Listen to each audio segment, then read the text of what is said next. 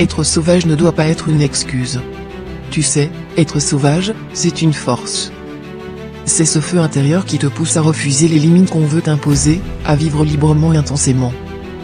Mais il y a une différence entre être sauvage et manquer de savoir-vivre, entre être vrai et être irrespectueux. Les vraies personnes sauvages, celles qui inspirent, ne se cachent pas derrière leur liberté pour justifier des comportements grossiers ou blessants. Être sauvage, ce n'est pas écraser les autres, ce n'est pas refuser d'apprendre ou d'évoluer.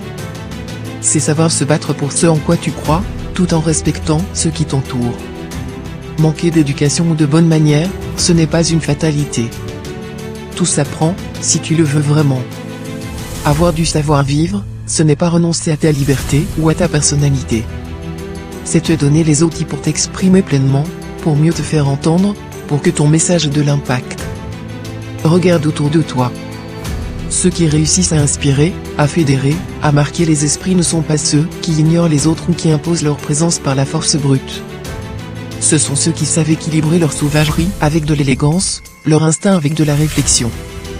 Alors, ne laisse pas un manque de politesse ou de respect ternir la personne forte et sauvage que tu es. Tu peux être audacieux sans être insolent, être direct sans être blessant, être vrai sans être grossier.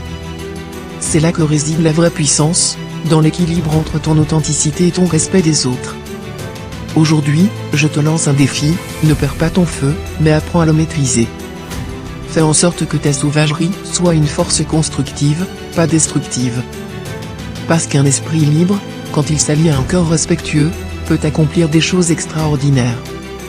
Alors, sois sauvage, mais sois aussi quelqu'un dont on se souvient pour les bonnes raisons. Gratitude.